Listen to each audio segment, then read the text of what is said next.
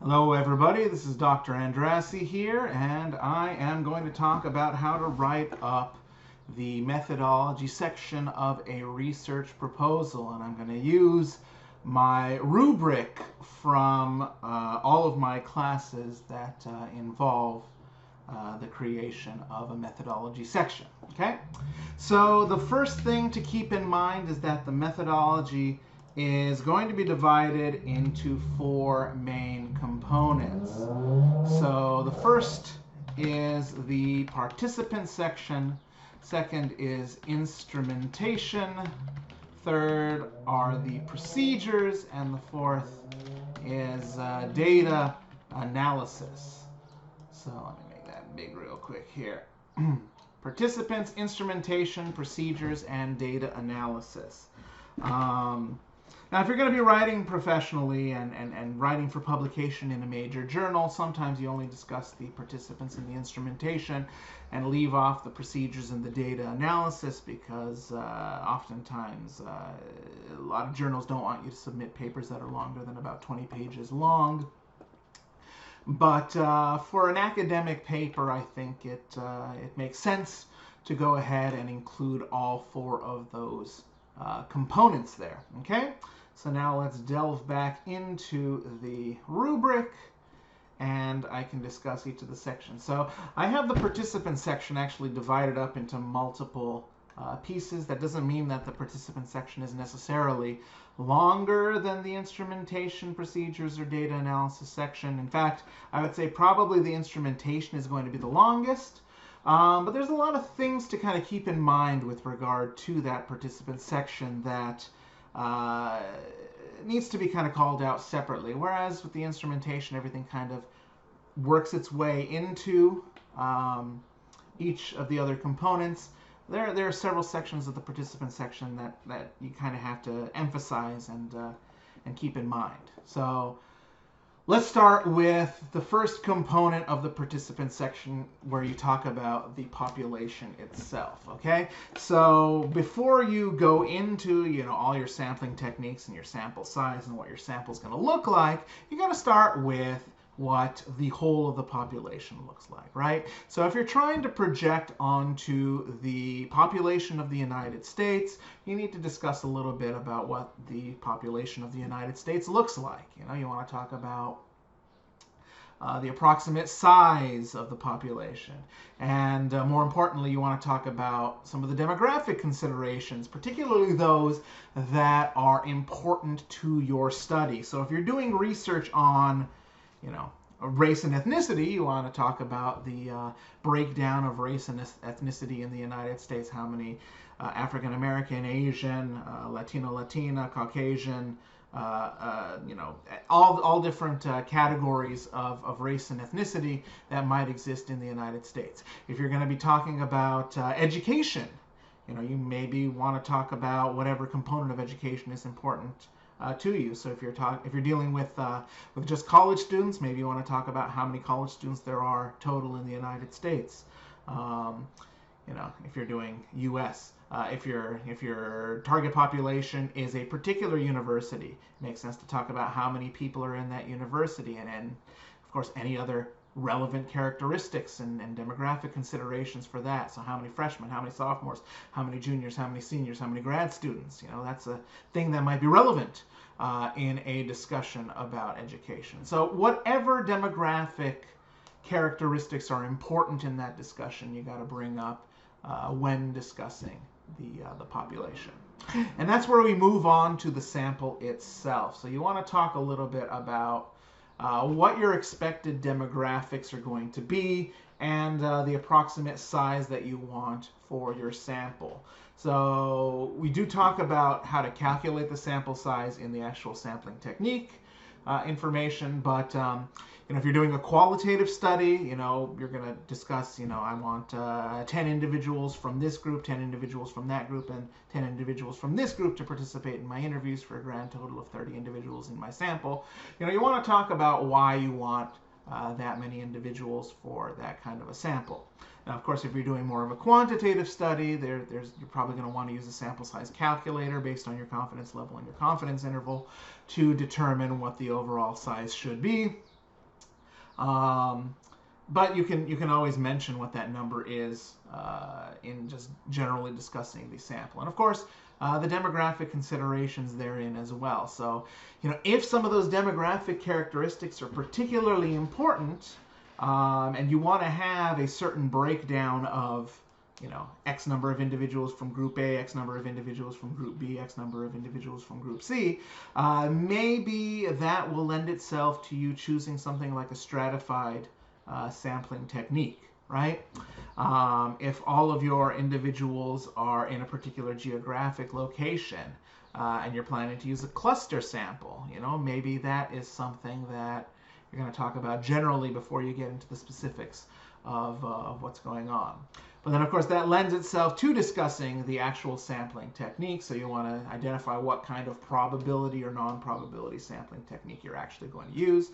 So are you going to do a simple random sample, a stratified sample, a systematic sample, a cluster sample?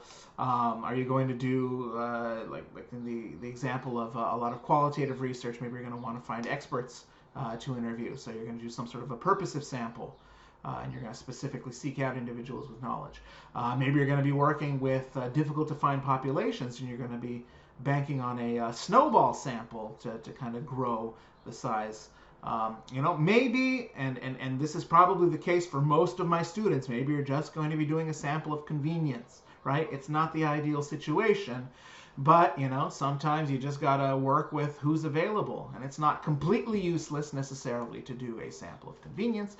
It's just rife with potential biases that could affect the internal and the external validity of your study. So, you want to kind of consider that.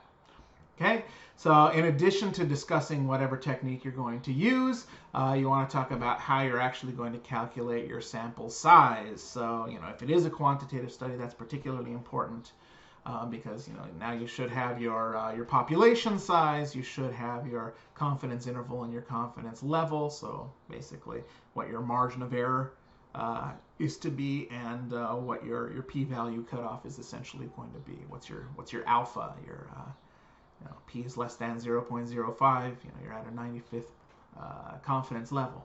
You can download or rather go on to a sample size calculator on a number of websites, and it'll tell you exactly what your sample size should be based on the the numbers that you put in. Or if you know your population and you're trying to do your best, and you're going to have 100 people in your sample. There's no getting around the fact that you're not going to be able to get like 1,500 people for your sample. You can kind of work in reverse on a lot of those websites. Put in what your confidence level is and your confidence interval. I'm sorry, your confidence level, not your confidence interval, but your population and your sample size, and it'll spit back what your confidence interval is. So basically, how big a margin of error do you have based on the sample size that you have? So, you can find out that your true numbers are, with a sample of 100 to 300 people, I expect probably double-digit confidence levels. So let's say, with 300 people, you probably have a confidence level of 10%. So any number that you actually see, subtract and add 10% to it, and that's probably what the actual number is going to be, somewhere in that range.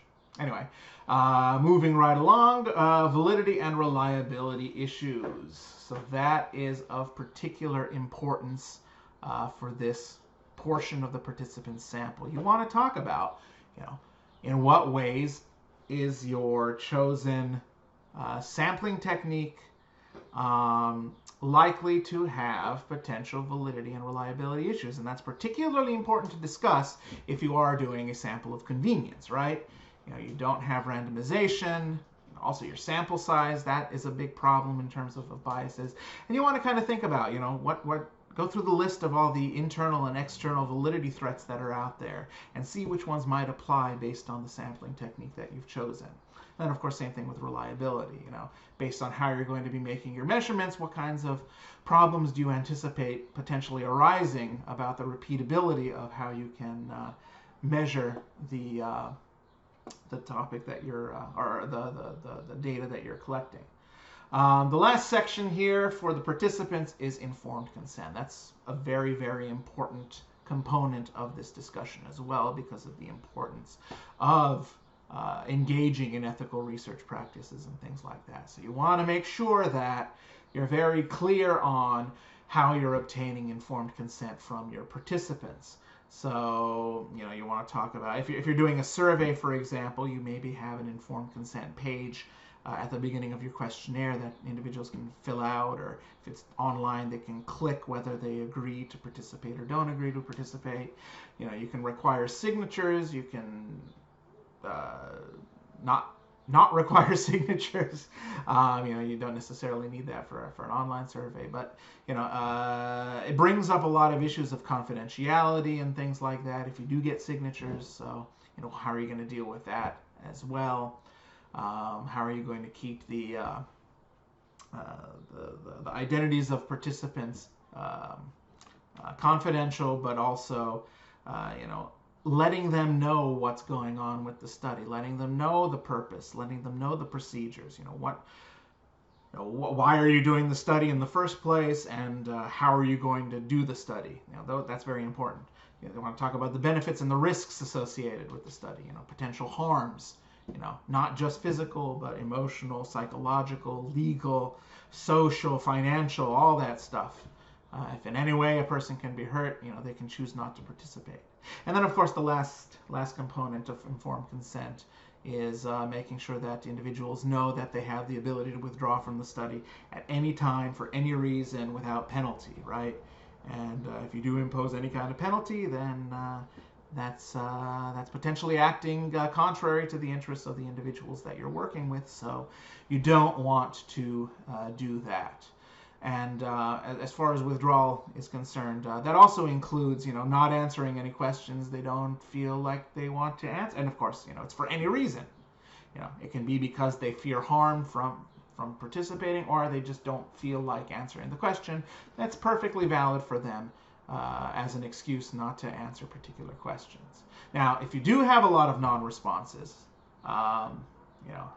to specific questions, maybe you want to find out, what are the characteristics of those individuals who aren't answering those questions, and do those characteristics, is there something weird going on that, let's say, 95% of your Asian respondents didn't answer a question. Well, what's up with that question that 95% of this particular demographic group aren't answering that question? But I digress. Let's get back to discussing the instrumentation now. So the instrumentation section is the section all about the actual method that you've chosen.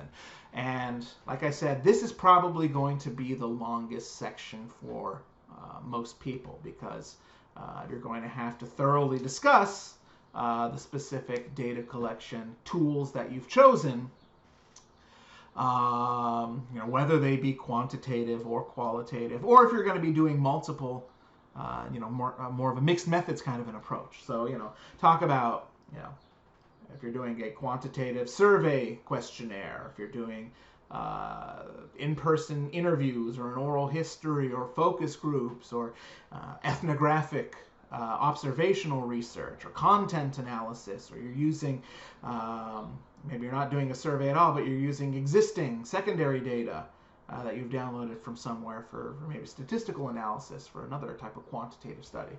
Whatever it is that you need to do. And then you also want to talk about, if you do have a survey or an interview guide or something like that, how many questions are you going to have? How many of them are open-ended? How many of them are closed-ended? Is it if you're doing an interview, is it semi-structured or structured, or an open sort of an interview? You want to get into all those specifics, and you also want to include some sample questions. I'm not saying repost the entirety of your 100-question survey on there, but maybe have your main independent and dependent variables, how you're going to be asking those kinds of questions. You want to kind of bring it forward so that individuals can see, okay, this is how you went about actually constructing the questions. Making sure you're not you don't have any loaded questions, or double-barreled questions, or anything like that could potentially influence the results of what's going on. Also, timelines are very important. How long are you going to be collecting the data? You know, if you're doing a survey, how long are you going to have the survey up for people to complete? If you're doing interviews, how long are you scheduling time to do each interview? If you're doing ethnographic research, you know, how long are you going to be making your observations? If it's going to be like a multi-day thing, you know, on how many hours a day are you going to be observing individuals, and how many times total before you're going to stop. And of course, that could just be based on, you know, when you get theoretical saturation, where everything seems to look the same with each subsequent observation or measurement. But, you know, it helps to kind of have an idea of how long it's going to take for everything to take place. Okay? And, you know, it also wouldn't hurt to say how long the survey, if you're doing a survey questionnaire, should take. You know, you have 10 questions. That might take you 5-10 minutes. But if you have like a 100-question survey, which I would generally steer you away from doing, you know, how long is it going to take to answer 100 questions? Is it going to be a half hour? Is it going to be an hour? You know, there's an online service where you can take surveys and actually get paid money. But a lot of the surveys are estimated to be 10-15 minutes, and I've been on there for, you know, 2-3 hours. You know, I'm just fascinated with surveys since, you know, I teach the subject, so every so often I want to go ahead and learn about what kinds of surveys are out there for marketing research and things like that. And yeah, like the estimates are very, very grossly inadequate to actually identify how long it should take for you to complete the survey. So you should try to have as accurate an estimation as possible for yours. That way individuals can kind of, you know, since you haven't necessarily collected your data yet, you know, that's something that you want to include in the actual survey itself so that individuals can choose whether or not they actually want to take your survey. Frankly, if the survey is going to take 3 hours, I'm probably not going to take it, and most people won't either. Okay, procedures then. So that's all about the physical steps. Anything other than the actual research data itself, or rather the research method itself. So, you know, not your interview, not your survey, but everything physically that goes into that, including the location that you're going to be engaging in the research, right? So if it isn't, you know, an online survey, I mean, with an online survey, you are going to mention that it's all done online.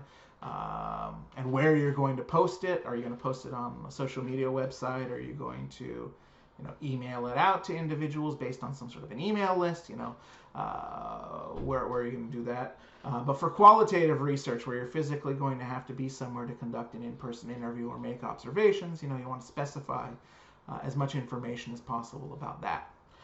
Distribution. So if you are sending out anything, like an email, like mail, or if you're doing anything over the phone, you know, you want to talk about the specifics of that. Where are you getting the individuals' phone numbers or email addresses and things like that.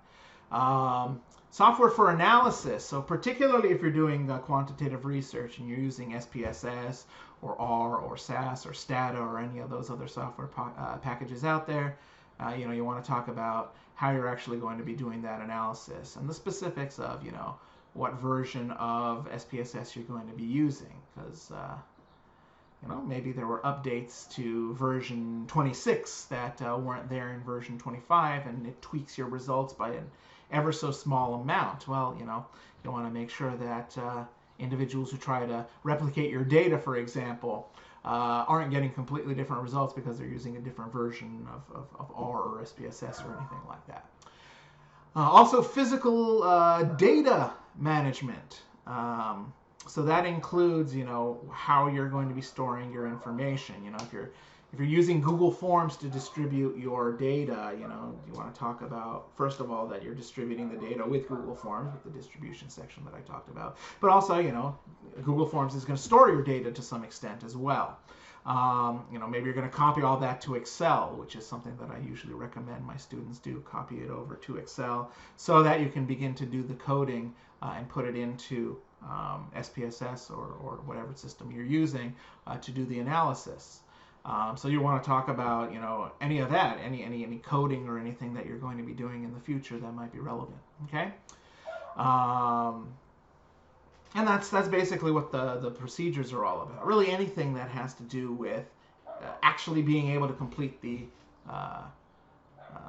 the data collection process that isn't the data collection tool or instrument itself. Okay? And then last but not least is the data analysis section. So that is all about how you're going to be essentially dealing with the data once you've collected it in order to understand and interpret what's going on. So it's, important for both quantitative and qualitative research to kind of have an idea of what's going on. But, with quantitative research, you're going to want to do a hypothesis test most likely. You're going to want to do a correlation strength test, effect size, and regression analysis. You probably want to post some descriptive statistics as well, just the averages of whatever the responses were for the different categories that you have.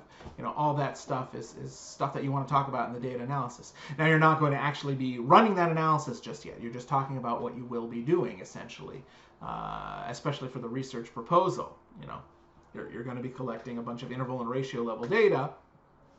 You want to talk about how you're going to be basically running Pearson's R to do a hypothesis and correlation strength test. You're going to use the correlation strength to do a coefficient of determination, which is R squared, and then you're going to try to make predictions using a regression analysis and putting in a line of best fit to get the regression equation that lets you make predictions about what's going on with the data, right? I don't have to have downloaded all the data and put it into SPSS to know that that's the kind of analysis that you probably want to do if you have interval and ratio level data. And of course, that's going to be different for ordinal data, and it's going to be different for nominal data. So Spearman's rho and Kendall's tau, and chi and phi and Kramer's v, and then of course lambda for any effect size test there.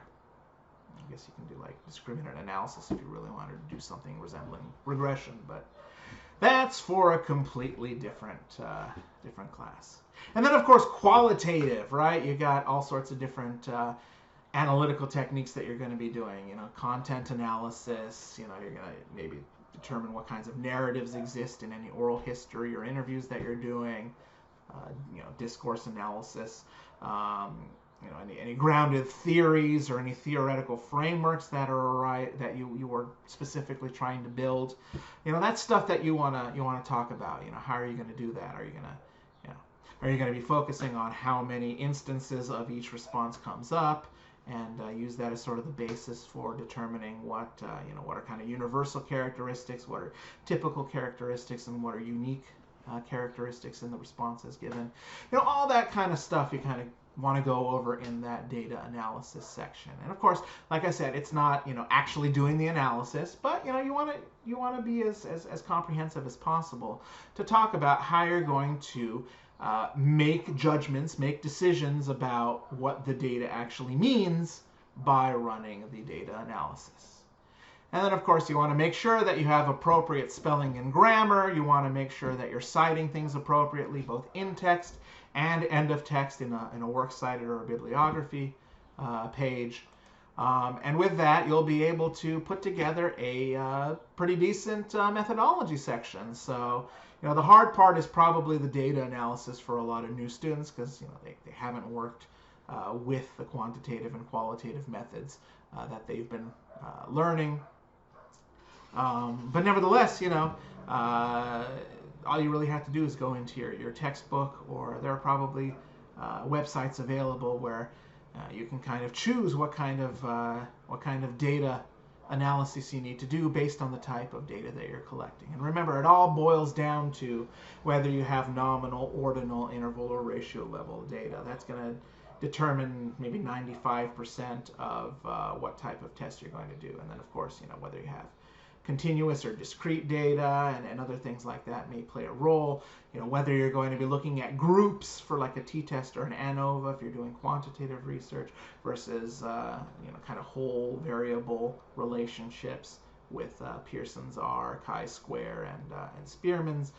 That's all relevant to the specifics of the data, but most of it has to do with nominal, ordinal, or interval ratio level data. So start there, and then you'll be able to figure out what kind of analysis to do. And of course, if you're doing qualitative research, I think it's a little bit more intuitive what kind of analysis you have to do. So that's why I'm not going into too much about that. But what are the themes? What are the trends? What are the bases of how are you going to determine what generalizations you can essentially make based on the responses that you collect? All right, so best of luck putting together your methodology section. Hopefully you'll do a great job if you just follow all the steps that I outlined.